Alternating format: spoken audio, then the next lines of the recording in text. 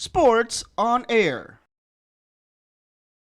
So my question is, among all the titles you've won, which one is the closest to your heart and why? Bar. The bar.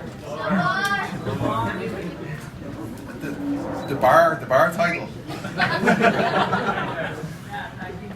Look, every title I have is really, really important to me. I guess you have to go with your first, right? Really, which was the first title I won was the WWE World Heavyweight Championship, which is kind of crazy that your first title is the WWE World Heavyweight Championship. I think the only other person to that was Brock, but yeah, it's definitely the one I want to beat John for in 2009 is definitely my favorite for a lot of reasons. Hi. You finally got that microphone. Yes, finally. By the way, everybody, he was literally like his wailing hands. Yes, Forever. a while ago. Gotcha. Hi, I'm Ramsey from RMN. My question is, Hi, Ramsey. with all the superstars, with the new superstars coming out from NXT, who do you think is the next big thing for WWE?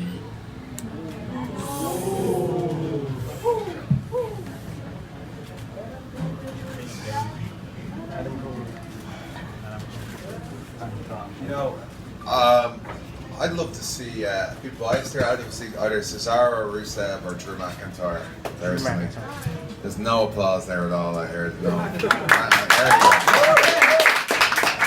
I just think it's just about getting opportunities. A lot of guys have come up from NXT, and that's fantastic. They have I think the problem is with the transition when you're in NXT, it's great. You're in that kind of in that NXT world where the fans are so passionate about NXT brand, and you do so much, you get over in that area, and then you come up to the main roster, and sometimes it doesn't work that way. You don't get the time for matches that you do in WWE.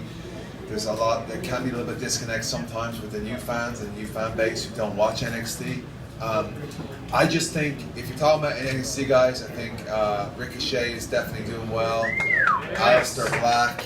It just depends. They just got to ride that wave, you know. But there's a lot of superstars there who've been there for years, like Cesaro, and I know I might say I'm biased, like Rusev, like Drew, who definitely would deserve an opportunity as well. Just because they've been there longer, sometimes you look at them and go, well, they never really actually got an opportunity to go for the World Heavyweight Championship or for a world title shot, you know, and you kind of forget that sometimes because you're just looking at the new flavor talent coming in. But sometimes you got to shift. It's like Kofi Kingston vibe, you know what I mean? Over 10 years, and then now people forget that. You forget they never had a world title shot. You forget they've never been world champion, but they hadn't been until WrestleMania. So sometimes it's great to see the new crop coming in because it keeps it fresh for TV. But sometimes you got I know you guys as fans as well. You got to sift through and go, hang on a second. For 10 years or 8 years, this fella right here has been, breaking his back to entertain, and he is great. But it's just easy to look to the shiny new penny. Not that there's anything wrong with the shiny new penny, but sometimes you gotta realize in that mix, there is something just one step away, one instant, one moment away from just wow, where was this? You know what I mean?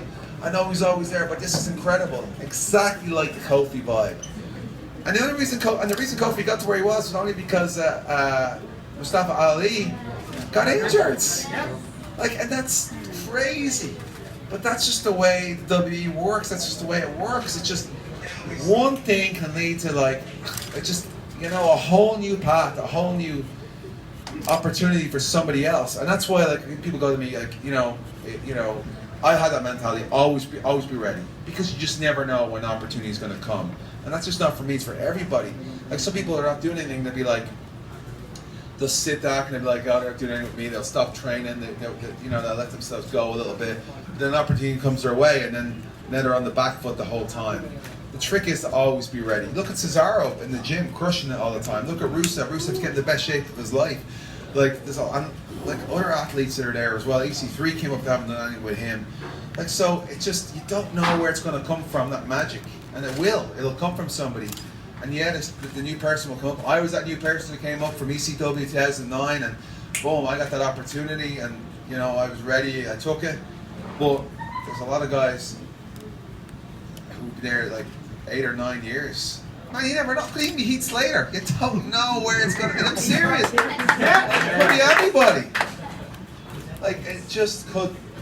That's the beauty of it, you know? I have one more question. Sure. Thank you for watching. Click the subscribe button and ring the bell to be notified with our latest videos.